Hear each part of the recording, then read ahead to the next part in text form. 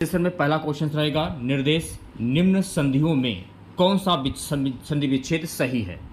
पावक, पावक का संधि विच्छेद क्या होता है? तो मेरे प्यारे साथियों, पावक का संधि विच्छेद होता है पौ धन अग। जब आप इसे तोड़ते हैं, तोड़ने के बाद इसकी संधि हो जाती है पौ धन अग। अगर मान लीजिए एग्जाम में पूछ लिया जाए कि पावक में प्रयुक्त संधि कौन सी होगी, तो पावक में संधि हो जाएगी अयादि स्वर संधि। तो ये भी आपको ध्यान में रखना है। सो गाइस, नेक्स्ट क्वेश्चन देखिएगा, ने धन अन, ने धन अन, इसमें कौन सी संधि होगी? अयादि संधि, विसर्ग संधि, व्यंजन संधि या यण संधि? अब मेरी बात को ध्यान पूर्वक सुनिएगा।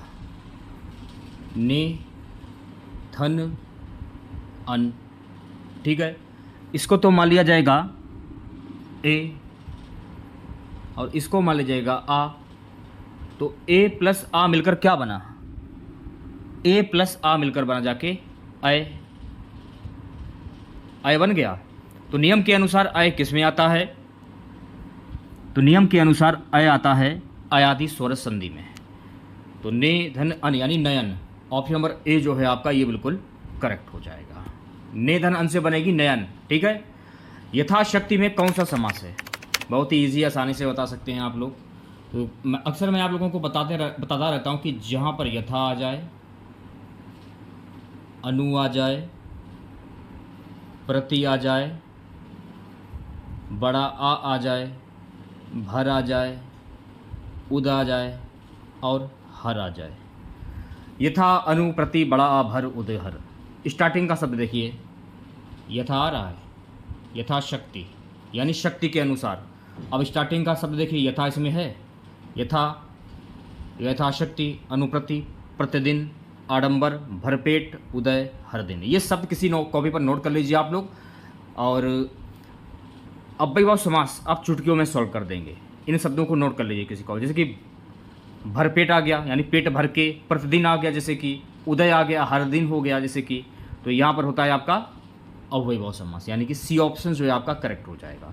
तो अव्ययभाव समास करने का जो तरीका है वो यही है। इस शॉर्ट ट्रिक के माध्यम से आप अव्ययभाव समास चुटकियों में कर सकते हैं। मलिन का विलोम शब्द क्या होता है भाई? इंपॉर्टेंट क्वेश्चन है। सुथरा, मैल रहित, स्वच्छ, साफ। मलिन का विलोम शब्द क्या होगा? तो मेरे प्यारे साथियों, मलिन का विलोम शब्द होता है स्वच्छ, यानी सी ऑप्शन जो है आपका ये बिल्कुल सही हो जाएगा। चलिए नेक्स्ट क्वेश्चन देखिएगा सभी बच्चे। करुण का विलोम शब्द क्या होगा? कठोर, निर्दय, निष्ठुर या निठुर? करुण का विलोम शब्द क्या होगा? करुण का विलोम शब्द होता है निष्ठुर। तो जो भी बच्चे ऑप्शन नंबर डी की ओर जा रहे हैं वो बच्चे बिल्कुल सही हो जाएंगे। नेक्स्ट क्वेश्चन देखिएगा, पर्वत का पर्यायवाची शब्द क्या होगा? इंपॉर्टेंट क्वेश्चन है। मेरु, शिखारी, महीधर, धरणीधर। पर्वत का पर्यायवाची शब्द क्या होता है? तो पर्वत का पर्यायवाची शब्द होता है महीधर। तो सी ऑप्शन जो है आपका करेक्ट हो जाएगा। पर्वत के पर्यायवाची शब्द होते हैं शैल, नग, भूधर, पहाड़, अंचल, महीधर, गिरि, भूमिधर, तुंग, अर्धि। ये सभी शब्द ये पर्वत के पर्यायवाची शब्द होते हैं। अगला प्रश्न देखिएगा। अगला प्रश्न क्या है? अरुण का पर्यायवाची शब्द क्या होगा? सूर्य, कमल, प्रातःकाल या कुकुट? अरुण का पर्यायवाची शब्द क्या होगा? अरुण का पर्यायवाची शब्द होता है सूर्य, यानी ऑप्शन नंबर ए जो है आपका ये बिल्कुल सही हो जाएगा। देखिए, अगर ऑप्शंस में सूर्य, सूरज, अंशुमाली, अर्क, आदित्य, कमलबंधु, कर, खग, ग्रहपति, छायापति, कायानाथ, तपन, दिनकर, दिनमणि, दिनेश, दिवाकर, पतंग, प्रभाकर, भानु, भास्कर, ये सभी शब्द अरुण के पर्यायवाची शब्द होते हैं। नेक्स्ट क्वेश्चन देखेगा मेरे प्यारे साथियों। अगला प्रश्न क्या है कि नीरस का विलोम शब्द क्या होता है? सरस, मीठा, रसीला या स्वाद वाला? नीरस का विलोम शब्द क्या होगा? जल्दी से आंसर दीजिए सभी बच्चे। तो मेरे प्यारे साथियों, नीरस का विलोम शब्द होता है सरस, यानी ऑप्शन नंबर ए जो है आपका ये बिल्कुल सही हो जाएगा। नवा क्वेश्चन, अवनत का विलोम शब्द क्या होता है? अवनति, उन्नत, अन्नत या बढ़ना? अवनत का विलोम शब्द क्या होगा? जल्दी से आंसर दीजिए सभी बच्चे। आप लोगों के पास सिर्फ और सिर्फ 17 दिन शेष बचे हैं। 17 दिन में जितने भी प्रैक्टिस कर सकते हैं आप लोग हिंदी की, उतनी प्रैक्टिस कीजिए। प्रैक्टिस कराने के लिए मैं आप लोगों के लिए डेली एक प्रैक्टिस सेट ला रहा हूँ हिंदी का, जिसमें हम लोग टोटल 75 क्वेश्चन डिस्कस करते हैं। ये सीरीज कंटिन्यू आप लोगों की चालू रहेगी, ठीक है। अवनत का विलोम शब्द क्या होता है? तो मेरे प्यारे साथियों, अवनत का विलोम शब्द होता है उन्नत। क्या होता है? उन्नत। तो ऑप्शन नंबर वी जो है आपका ये बिल्कुल सही हो जाएगा। 10वां क्वेश्चन देखिएगा, जलधि का पर्यायवाची शब्द क्या होगा? सागर, काशार, ताल, पद्माकार। जलधि का पर्यायवाची शब्द क्या होता है? तो जलधि का पर्यायवाची शब्द होता है ताल। तो सी ऑप्शन जो है आपका करेक्ट हो जाएगा। अगला प्रश्न देखिएगा गाइस, ज्येष्ठ का पर्यायवाची शब्द क्या होगा? गुरु, आगामी, बड़ा या पूज्य। ज्येष्ठ का पर्यायवाची शब्द क्या होगा? तो ज्येष्ठ का पर्यायवाची शब्द होता है बड़ा। जैसे कि आपका बड़ा भाई है, आप उसको ज्येष्ठ बोलते हैं, तो ज्येष्ठ का अर्थ होता है बड़ा। तो सी ऑप्शन जो है आपका करेक्ट हो जाए। या फिर आप ये भी कह सकते हैं कि बड़ा, बूढ़ा, अग्रज या जेठा, ये भी आप कह सकते हैं। ये सभी शब्द ज्येष्ठ के पर्यायवाची शब्द होते हैं। अगला प्रश्न देखिएगा, निम्नलिखित मुहावरे का अर्थ स्पष्ट कीजिए। गुड़ खाए गुलगुलों से परहेज। गुड़ खाए गुलगुलों से परहेज, इसका मुहावरा क्या होगा?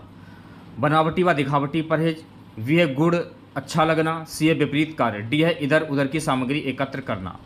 गुड़ खाए गुलगुलों से परहेज, इसका मुहावरा क्या होगा? तो मेरे प्यारे साथियों, इसका मुहावरा होता है बनावटी व दिखावटी परहेज। ऑप्शन नंबर ए जो है आपका ये बिल्कुल सही हो जाएगा। अगला प्रश्न देखिएगा, नयन का पर्यायवाची शब्द क्या होगा? चक्षु, वायु, पावक, तीखा। नयन का पर्यायवाची शब्द क्या होता है? तो नयन का पर्यायवाची शब्द होता है चक्षु। तो ऑप्शन नंबर ए जो है आपका ये बिल्कुल सही हो जाएगा। मान लीजिए अगर ऑप्शंस में चक्षु, दृग, नेत्र, विलोचन, दृष्टि, आंख, लोचन ये दिया हो तो आप इन पर भी टिक कर सकते हैं, क्योंकि ये सभी शब्द नयन के पर्यायवाची शब्द हैं। अगला प्रश्न देखिएगा, इत्यादि में कौन सी संधि है? अयादि स्वर संधि, विसर्ग संधि, यण संधि या दीर्घ संधि। सबसे पहले आप इत्यादि की संधि कर लीजिए, इसको तोड़ लीजिए। तो इत्यादि की संधि होती है इति, धन, आदि। ठीक है, इसको तो मान लिया जाएगा छोटी ई और इसको मान लिया जाएगा छोटा आ। तो छोटी ई प्लस छोटा आ मिलकर क्या बना? या बन गया। तो मैंने आपको अपने पिछले वीडियो में बताया था कि जहाँ पर या आता है वहाँ पर कौन सी संधि होती है? वहाँ पर होती है यण स्वर संधि। तो इस हिसाब से आंसर हो जाएगा ऑप्शन नंबर सी। अगला प्रश्न देखिएगा मेरे प्यारे साथियों, दयिता का सही पर्यायवाची शब्द क्या होगा? अनाथ, कृपायोग्य, दयालु, प्रियतमा। सेशन को शेयर कर दीजिए एक बार आप लोग और वीडियो को लाइक कर दीजिए। आप लोगों का जो रिस्पांस है हमारे वीडियोस पर कुछ खास देखने को नहीं मिल रहा है। वीडियो पर लाइक ज़्यादा आने चाहिए, लाइक तो आप लोगों के दिख ही नहीं रहे हैं। दयिता का सही पर्यायवाची शब्द क्या होगा? जल्दी से आंसर दीजिए सभी बच्चे। तो मेरे प्यारे साथियों, दयिता का पर्यायवाची शब्द क्या होता है? प्रियतमा। तो ऑप्शन नंबर डी जो है आपका ये बिल्कुल सही हो जाएगा। अगला प्रश्न देखिएगा, किस रस को रसराज माना जाता है? श्रृंगार रस, करुण रस, वात्सल्य रस या हास्य रस। किस रस को रसराज माना जाता है? तो मेरे प्यारे साथियों, श्रृंगार रस को रसराज माना जाता है। तो ऑप्शन नंबर ए जो है आपका ये बिल्कुल सही हो जाएगा। हिंदी में कर्ता के साथ ने का प्रयोग कब होता है? भूतकाल अकर्मक क्रिया होने पर, वर्तमान सकर्मक क्रिया के होने पर, सी है भविष्य काल होने पर, डी है भूतकाल सकर्मक क्रिया होने पर। हिंदी में कर्ता के साथ ने का प्रयोग कब होता है ये आपको बताना है। भूतकाल सकर्मक क्रिया होने पर। तो ऑप्शन नंबर डी जो है आपका ये बिल्कुल करेक्ट हो जाएगा। नेक्स्ट क्वेश्चन देखेगा, बैंक कर्मचारियों की गिरफ्तारियां हुई, वाक्य में अशुद्धि है? कर्ण में, क्रिया में, कर्ता में या कर्म में? अभी यहाँ पर जो है आपका में है कि वाक्य में बैंक कर्मचारियों की, कर्ता ने कर्म को, यह आप लोगों ने बचपन में पढ़ा हो कि कर्ता ने कर्म को कर्ण के द्वारा संप्रदान के लिए। तो इसे आप याद कर लिए और इससे रिलेटेड जो भी क्वेश्चंस आएंगे वो आप चुटकियों में सॉल्व कर देंगे। सबसे पहले आपको एक बात ध्यान में रखना है कि कारक कुल 8 प्रकार के होते हैं, ये भी आपको ध्यान में रखना है। तो बैंक कर्मचारियों की गिरफ्तारी हुई, वाक्य में अशुद्धि क्या होगा? क्रिया में। तो ऑप्शन नंबर वी जो है आपका ये बिल्कुल सही हो जाएगा। नेक्स्ट क्वेश्चन देखेगा सभी बच्चे, कुरु कुरु स्वा के रचनाकार कौन है? कमलेश्वर, मनोहर श्याम जोशी, अमरकांत, राजेंद्र यादव। अगर आपको धुंधला दिख रहा है तो आप वीडियो की क्वालिटी जो है वो बढ़ा सकते हैं। कुरु कुरु स्वा के रचनाकार कौन है? जल्दी से आंसर दीजिए सभी बच्चे। तो कुरु कुरु स्वा के लेखक हैं Manohar Shyam Joshi. Option number B जो है आपका ये बिल्कुल सही हो जाएगा। ठीक है, अगला प्रश्न हमारा कि खंजन नयन के लेखक का नाम बताइए। अमृतलाल नागर, सूरदास, वृंदावन लाल वर्मा, विद्यानिवास मिश्र। खंजन नयन के लेखक का नाम क्या है? तो मेरे प्यारे साथियों, खंजन नयन के लेखक हैं अमृतलाल नागर, यानी ऑप्शन नंबर ए जो है आपका ये बिल्कुल सही हो जाएगा। चलिए बढ़ते हैं नेक्स्ट क्वेश्चन की ओर। परती परिकथा के लेखक कौन है? रामधारी सिंह दिनकर, मुंशी प्रेमचंद, रामवृक्ष बेनीपुरी, रेणु। परती परिकथा के लेखक कौन है? जल्दी से आंसर दीजिए सभी बच्चे। तो परती परिकथा के लेखक हैं रेणु। ऑप्शन नंबर डी जो है आपका ये बिल्कुल सही हो जाएगा। निम्न में से कौन सी रचना हजारी प्रसाद द्विवेदी की नहीं है? अशोक के फूल, तमाल के झरोके से, कुटच, देवदास। कौन सी रचना हजारी प्रसाद द्विवेदी की नहीं है? तो मेरे प्यारे साथियों, देवदास जो है ना, देवदास, ये रचना हजारी प्रसाद द्विवेदी की नहीं है। तो डी ऑप्शन जो है आपका करेक्ट हो जाएगा। अगला प्रश्न क्या है कि ज्ञा से ज्ञानी किन वर्गों के योग से बना है? इंपॉर्टेंट क्वेश्चन है, 5 स्टार लगा लीजिए। ज्ञा से ज्ञानी किन वर्गों के योग से बना है? ज्ञा से ज्ञानी जो है ये गा और या के योग से बना है। तो ऑप्शन नंबर डी जो है आपका ये बिल्कुल सही हो जाएगा। इस क्वेश्चन को सही कर लीजिए, बुक के अनुसार ये गलत क्वेश्चन होगा। ज्ञा से ज्ञानी जो है ना, जा प्लस या के योग से बना है। तो बी ऑप्शन जो है आपका ये बिल्कुल सही हो जाएगा। बुक्स में आंसर जो है वो गलत दिए जाते हैं। अगला प्रश्न हमारा है गाइस कि मनवंतर में संधि विच्छेद कीजिए। तो मनवंतर का संधि विच्छेद क्या होगा? मनवंतर का संधि विच्छेद होगा मनु धन अंतर, यानी कि सी ऑप्शन जो है आपका ये बिल्कुल सही हो जाएगा। देखिए, मैं आपको बता देना चाहता हूं कि जो मनवंतर जो है ना, ये एक संस्कृत शब्द है जिसका संधि विच्छेद करने पर मनुधन अंतर होता है। क्या होता है? मनुधन अंतर।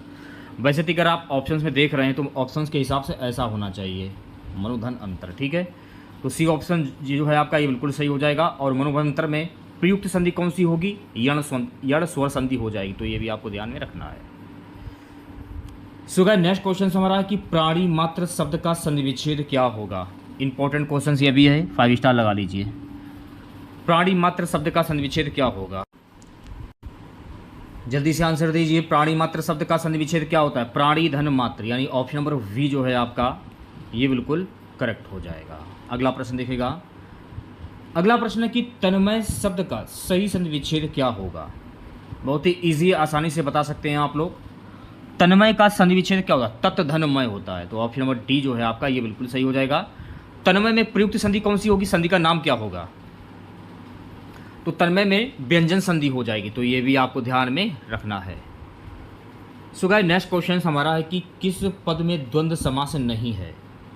किस पद में द्वंद्व समास नहीं है? देखिए, रात और दिन बीच में योजक चिन्ह है, इसमें भी द्वंद्व समास हो जाएगा। इसमें भी राम लक्ष्मण में भी योजक चिन्ह है, इसमें भी द्वंद्व समास हो जाएगा। लेकिन राधा कृष्ण, कुछ शब्द ऐसे होते हैं कि बीच में योजक चिन्ह नहीं होता है, फिर भी वो द्वंद्व समास होते हैं। तो राधा कृष्ण में भी द्वंद्व समास होगा। बचा आपका नीलकंठ। नीलकंठ में कौन सा समास हो जाएगा?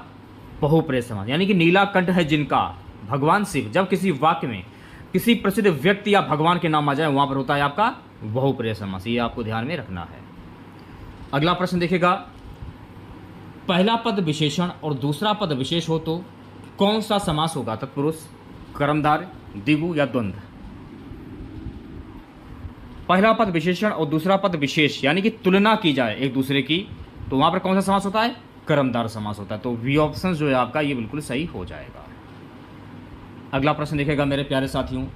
जिस समस्त पद में पहला पद संख्यावाचक और दूसरा पद प्रधान होता है वह कौन सा समास होता है? द्वंद्व समास, बहुपद समास, द्विगु समास या कर्मधार समास? थोड़ा सा अगर आपके पास दिमाग है तो आप तुरंत आंसर टिक कर देंगे। अब देखिए, मैंने आपको क्या बताया कि बीच में जब योजक चिन्ह होता है तो द्वंद्व समास होता है, तो जो संख्यावाची शब्द होता है वो होता है द्विगु समास। जैसे कि चौराहा, 4 राहों का समूह, नवग्रह और भी होते हैं बहुत सारे, हमको याद नहीं आ रहे हैं। तो इसमें जो आपका सी वाला ऑप्शन जो है आपका ये सही हो जाए, क्योंकि द्विगु समास जो होता है वो संख्यावाची शब्द होता है। ठीक है, नेक्स्ट क्वेश्चन देखेगा। किस पद में उपसर्ग नहीं लगा? ऐसा वाक्य चुनिए जिसमें उपसर्ग नहीं लगा है। निर्दय, कुसंग, बेहोश, परंपरा, परस्पर। तो परस्पर में उपसर्ग नहीं लगा है, ऑप्शन नंबर डी जो है आपका ये बिल्कुल सही हो जाएगा। ठीक है, सही कथन चुनिए, इसमें आपको सही कथन की पहचान करनी है, सोच समझकर आंसर दीजिएगा सभी बच्चे।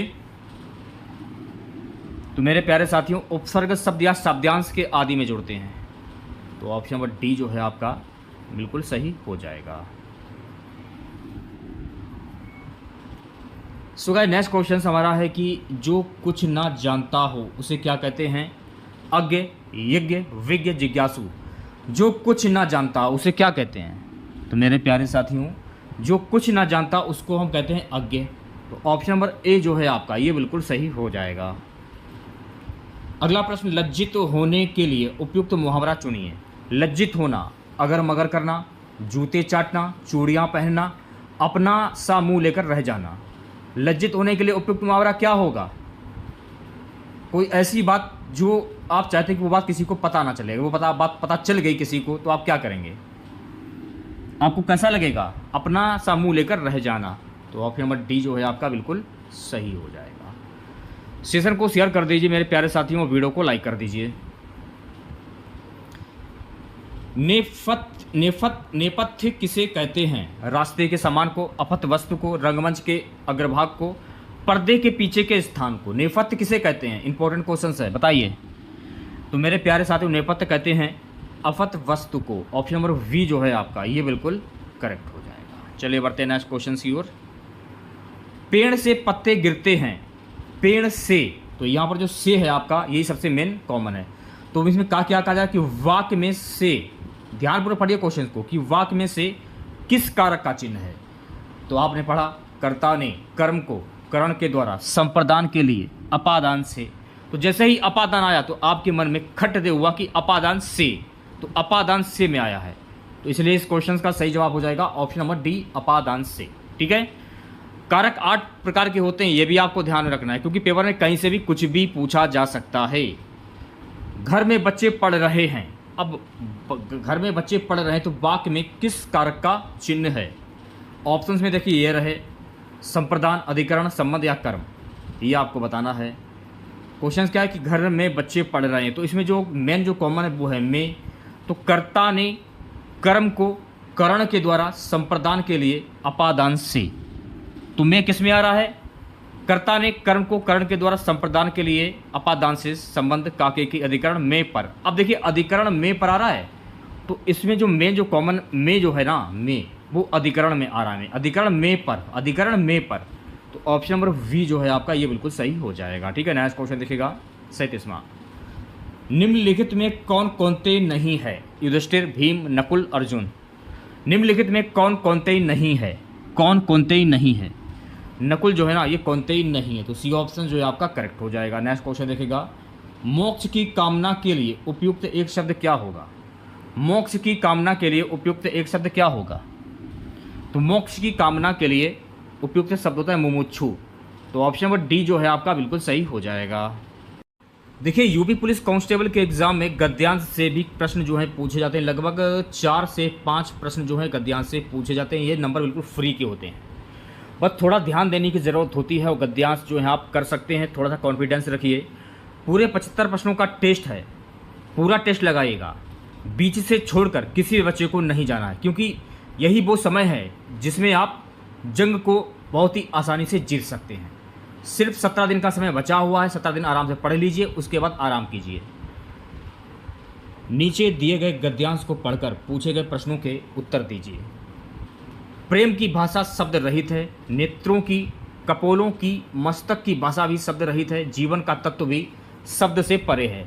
सच्चा आचरण, प्रभावशील अचल स्थिति, संयुक्त आचरण ना तो साहित्य के लंबे व्याख्यानों से गढ़ा जा सकता है, ना वेद को ऋतुओं के मीठे उपदेश से, ना अंजील से, ना कुरान से, ना धर्म चर्चा से, ना केवल सत्संग से। जीवन के अरण में घुसे हुए पुरुष के हृदय पर प्रकृति और मनुष्य के जीवन के मौन व्याख्यानों के यत्न से सुनार के छोटे हथौड़े की मंद मंद चोटों की तरह आचरण का रूप प्रत्यक्ष होता है। अब इसमें क्या पूछा जा रहा है? प्रश्न क्या है कि प्रेम की भाषा है, प्रेम की भाषा कैसी है? अर्थ रहित, भाव रहित, ज्ञान रहित या शब्द रहित? प्रेम की भाषा है शब्द रहित। तो ऑप्शन नंबर डी जो है आपका ये बिल्कुल करेक्ट हो जाएगा। अगला प्रश्न देखिएगा, अरण का शाब्दिक अर्थ क्या होगा? वृक्ष, जंगल, उपवन, पुष्प। अरण का शाब्दिक अर्थ क्या होता है? तो अरण का शाब्दिक अर्थ होता है जंगल। तो ऑप्शन नंबर वी जो है आपका ये बिल्कुल करेक्ट हो जाएगा। अगला प्रश्न क्या है गाइस कि यत्न से आशय है भाषण, रत्न, प्रयास, परिश्रम। यत्न से आशय क्या है? तो मेरे प्यारे साथियों यत्न से आशय है प्रयास। तो सी ऑप्शन जो है आपका ये बिल्कुल सही हो जाएगा। गद्यांश में किसकी महिमा का वर्णन है? आचरण, प्रेम, जीवन, वेद। गद्यांश में किसकी महिमा का वर्णन है? तो गद्यांश में आचरण की महिमा का वर्णन। तो ऑप्शन नंबर ए जो है आपका ये बिल्कुल सही हो जाएगा। गद्यांश का उपयुक्त शीर्षक क्या है? गद्यांश किस पर आधारित है? प्रेम की भाषा, जीवन का अरण, सच्चा आचरण, मौन व्याख्यान। गद्यांश का उपयुक्त शीर्षक क्या है? किस पर आधारित है? सच्चे आचरण से। तो सी ऑप्शन जो है आपका ये बिल्कुल करेक्ट हो जाएगा। नेक्स्ट क्वेश्चन देखिएगा, जो भाव मन में केवल अल्पकाल तक संचरण करके चले जाते हैं उन्हें कहा जाता है? संचारी भाव, अनुभाव, स्थायी भाव, विभाव। जो भाव मन में केवल अल्पकाल तक संचरण करके चले जाते हैं उन्हें क्या कहा जाता है? तो मेरे प्यारे साथियों उन्हें कहा जाता है संचारी भाव। तो ऑप्शन नंबर ए जो है आपका ये बिल्कुल करेक्ट हो जाएगा।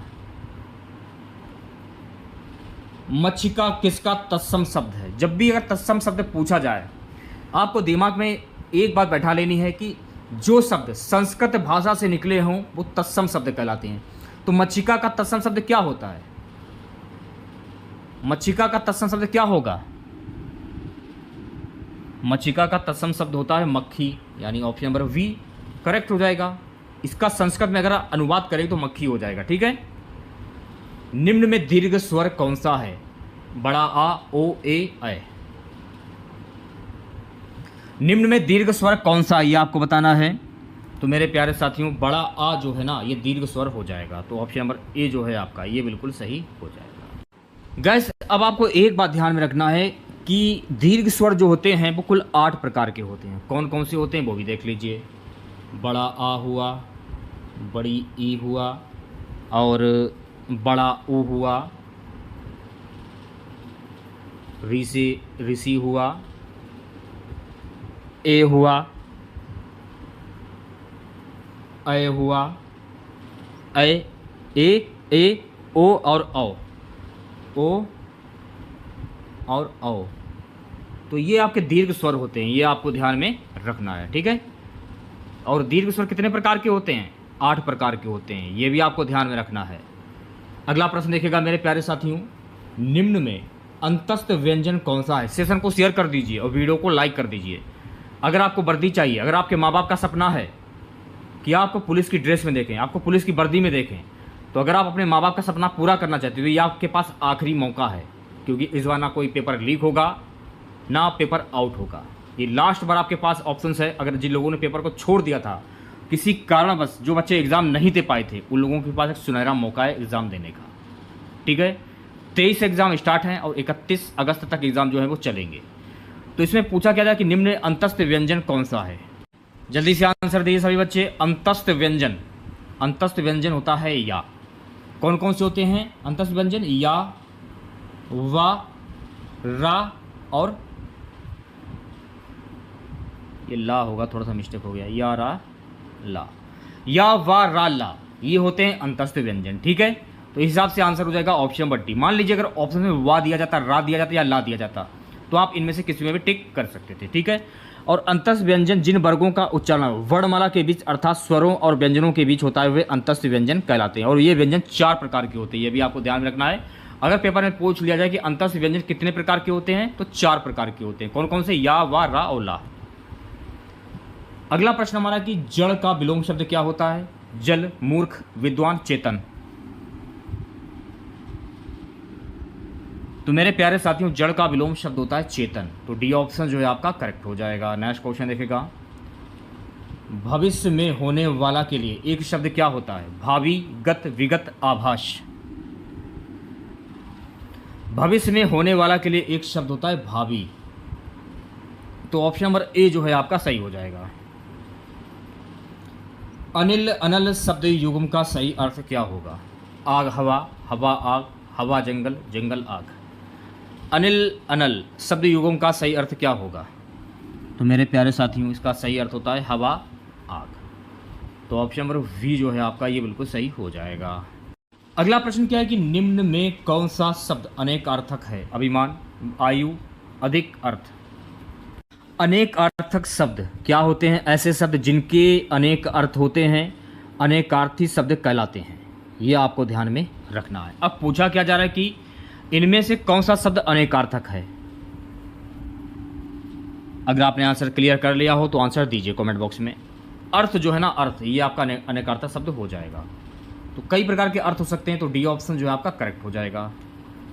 निम्न में वर्तनी की दृष्टि से शुद्ध शब्द कौन सा? ये आपको बताना है। ये तो कहीं से भी शुद्ध नहीं लग रहा हमको, और ये भी सही नहीं लग रहा है अनुसरण, ये सही लग रहा है अध्ययन, आगामी भी गलत है। तो सी ऑप्शन करेक्ट हो जाएगा। ठीक है, निम्न में से वर्तनी की दृष्टि से अशुद्ध शब्द चुनिए। तो यहां पर आपको अशुद्ध शब्द की पहचान करनी है। तो ऐतिहासिक, ऐतिहासिक कैसे लिखा जाता है? ऐतिहासिक, ऐतिहासिक ऐसे लिखा जाता है, ना कि ऐसे लिखा जाता है। तो सी ऑप्शन जो है आपका करेक्ट हो जाएगा। अगला प्रश्न क्या है? निम्न में कर्ता कारक का परसर्ग कौन सा होगा? कर्ता कारक, तो पढ़िए, कर्ता ने कर्म को, तो कर्ता पूछा जा रहा है, इसमें जो मेन जो कॉमन है ना वो है कर्ता। तो कर्ता ने कर्म को, कर्ता ने, तो ने आ रहा है, तो ने कहाँ पर है? ने ये रहा। तो ऑप्शन नंबर वी करेक्ट हो जाएगा। तो मैं आपको बार बार बोल रहा हूँ कि ये आप याद कर लीजिए। तो कर्ता ने कर्म को कर्ण के द्वारा संप्रदान के लिए अपादान से संबंध का के अधिकरण में पर, इसे आप जब याद कर लेंगे तो इससे रिलेटेड जो भी क्वेश्चंस आएंगे वो आप चुटकियों में सॉल्व कर देंगे। देखते ही खन, मन में काउंट किया तुरंत। और कारक कुल 8 प्रकार के होते हैं, ये बात मैं आपको तीसरी बार बता रहा हूँ। अगला प्रश्न क्या है? निम्न में पुल्लिंग शब्द कौन सा है? दया, प्रार्थना, वायु या नेत्र। तो नेत्र जो है ना, नेत्र, ये आपका पुल्लिंग शब्द हो जाएगा। तो डी ऑप्शन जो है आपका करेक्ट हो जाएगा। अब देखिए, यहाँ पर आपको ध्यान में रखना है कि शब्द का वह रूप जिससे पता लगाया जाता है कि वह पुरुष जाति का है उसे हम पुल्लिंग कहते हैं, जैसे बेटा, कुत्ता, लड़का, घोड़ा, भेड़ आदि। अगला प्रश्न देखिएगा, निम्न में स्त्रीलिंग शब्द है शोभा, शस्त्र, पालन या नृत्य। शोभा जो है ना, शोभा, ये आपका स्त्रीलिंग शब्द हो जाएगा। ऑप्शन नंबर ए जो है आपका करेक्ट हो जाएगा। अगला प्रश्न है, किसका प्रयोग सदैव एक वचन में होता है? नदी, प्रत्येक, साधु या घर। किसका प्रयोग सदैव एक वचन में होता है? किसका सदैव प्रयोग एक वचन में होता है, ये आपको बताना है। तो मेरे प्यारे साथियों, प्रत्येक में एक वचन में होता है, ये आपको ध्यान में रखना है। और यहाँ पर आपको एक बात और ध्यान में रखना है, अगर पेपर में पूछ लिया जाए कि वचन कितने प्रकार के होते हैं, तो वचन कुल 3 प्रकार के होते हैं, एक वचन, बहुवचन और द्विवचन। ठीक है, अगला प्रश्न देखिएगा, निम्न में वर्तमान काल का उदाहरण है। उसने पढ़ा था, वह पुस्तक पढ़ेगा, वह जाता है, वह खेल रहा था। निम्न में वर्तमान काल का उदाहरण है, ये आपको बताना है। तो मेरे प्यारे साथियों, वह जाता है, ये वर्तमान काल का उदाहरण है, क्योंकि वह जाता है, वो जा रहा है, जाता है, तो ये वर्तमान काल हो जाएगा। उसने पढ़ा था, उसने पढ़ा था, ये तो भूतकाल हो गया। वह पुस्तक पढ़ेगा, ये भी भूतकाल हो गया। वह खेल रहा था, वह खेल रहा था, ये भी भूतकाल हो जाएगा।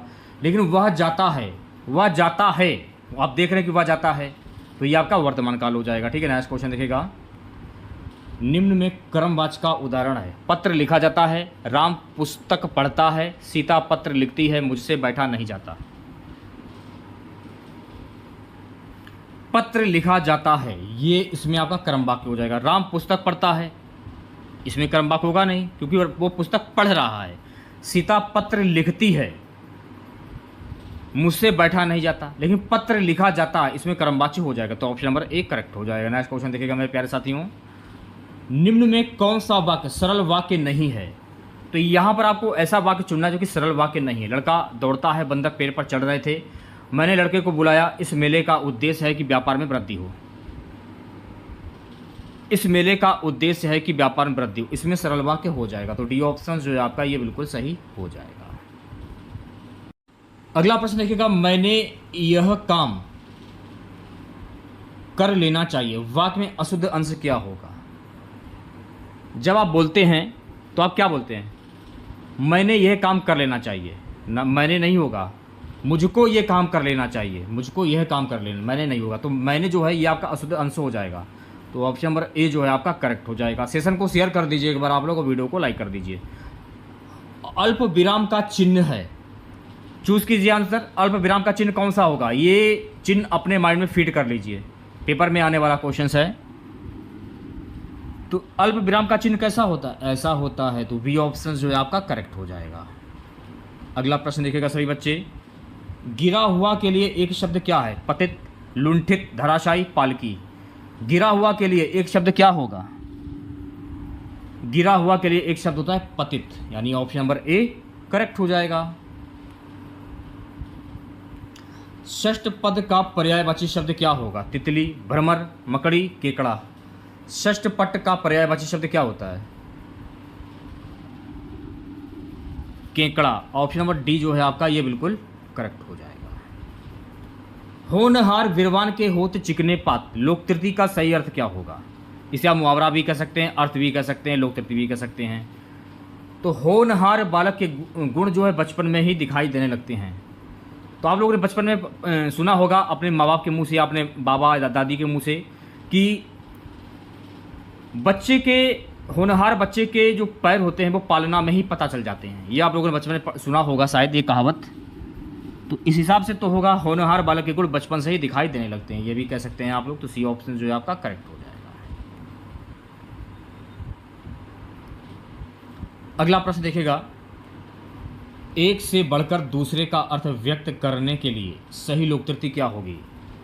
एक से बढ़कर दूसरे का अर्थ व्यक्त करने के लिए सही लोक तृतीय क्या है?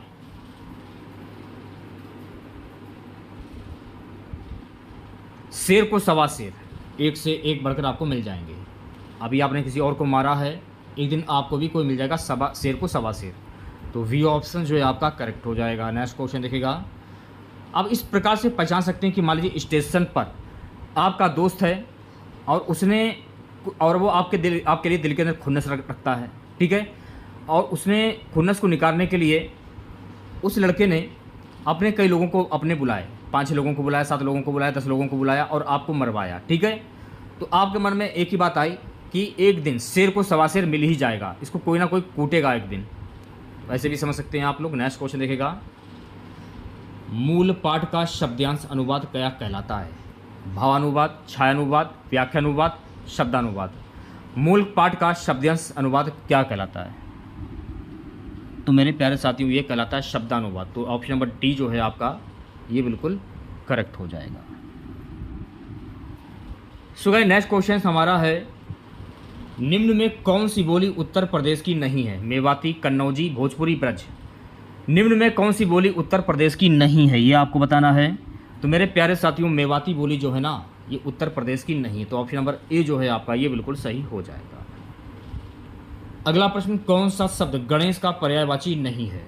विनायक, एकदंत, धनत, लंबोदर। कौन सा शब्द गणेश का पर्यायवाची शब्द नहीं है?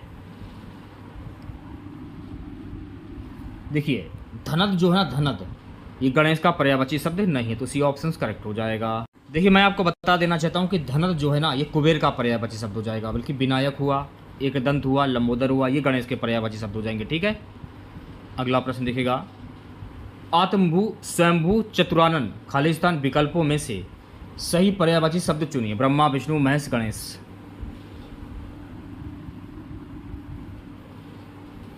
तो ये सभी शब्द जो हैं ब्रह्मा के पर्यायवाची शब्द हो जाएंगे। तो ऑप्शन नंबर ए जो है आपका सही हो जाएगा, ठीक है।